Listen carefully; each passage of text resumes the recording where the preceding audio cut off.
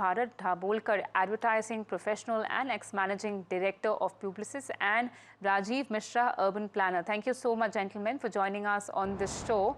My first question to you would be, and I'll direct this to Mr. Mishra.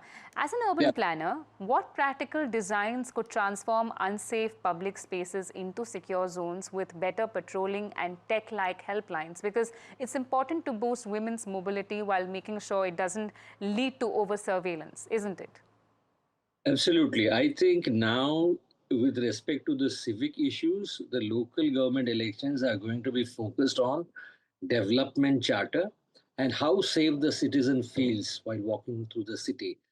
Mumbai has been playing a very important role for citizen safety, but it is the civic issues, the sanitation issues, the road issues, the water supply issues, which now have to be now attended to. Unfortunately, Mumbai does not have a system where mayor could be replaced for non-performance. Most of the executive powers are with the municipal commissioner. It is only these corporators who can only recommend and request the standing committee chairman to get their work done. But most of the times, a lot of development work depends on the executive powers of the municipal commissioner and the ward officers. So I think the corporators need to buckle up, tighten their belts, prove to their citizens that it is they who will make a difference in terms of development and safety to the citizens of Bombay. Yeah. Okay, right. Mr. Dabholkar, as an advertising expert, how could creative campaigns highlight the positive impact of fixing potholes and waterlogging on daily commutes for Mumbai's working consumers, and while also addressing the negative frustrations that lead to voter dissatisfaction in the first place? I'll tell you, from a communication point of view, I think all the political parties are barking up the wrong tree. This is not the Lok Sabha election. This is not the Vidhan Sabha election where we are planning how the country should move forward or how the state should move forward. So this thing about Marathi, Gujarati, these things don't count at all. I think what we are concerned with, as the gentleman was just saying, that we are concerned about, I think, 4 S's in this election as far as I'm concerned. It is sanitation, safety, sadak, and the last one, which is more important but very not gettable, is sachai, honesty. I think what we are lacking in our municipal corporation for all these years is the honesty. Everybody feels that every corporator is corrupt.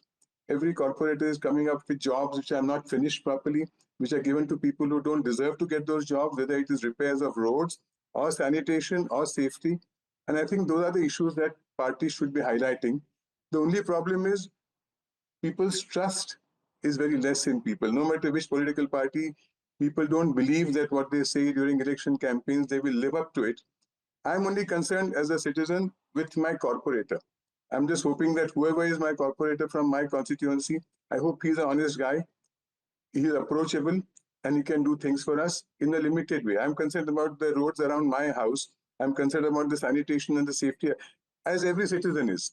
This is not a state election. So I'm concerned about my locality and my corporator. That's all. Yeah, that's exactly what the survey also points at. People now are not caring about what party it is, what their agenda is, what their mantra is exactly, but they're actually focused and demanding very, very basic things. And Mr. Mishra, this gets me to you. I am personally an immigrant, and when I came to Mumbai, I was really astonished at the way the city was planned. I'm sure it wasn't this way right from the beginning of whenever it came into existence. But what went wrong? Is it the population? Is it the high construction? Is it the infrastructure? What went wrong exactly with a city so populated like Mumbai, and being the financial capital of India? There are high stakes involved. See, Mumbai is a city for entrepreneurs. All successful people in India are welcome to it. People coming to Mumbai want to come to fulfill their dreams. This is where their Bollywood is. This is where their most of the time opportunities are.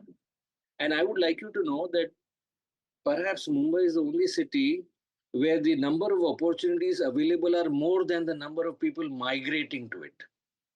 It got affected by regionalism because some people thought that it was only their right to be here and not for the outsiders, which I think went for a 6, because I don't think development looks at caste, creed, or regional languages. I feel development is development and everybody is related to it with respect to becoming successful in their life.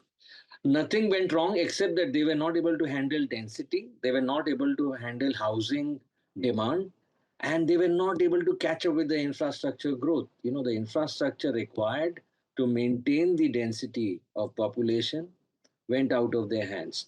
But I am so glad that Metro is working, Atal Setu is working, and Mumbai is, though limping, but trying to go ahead with all its speed to make a difference.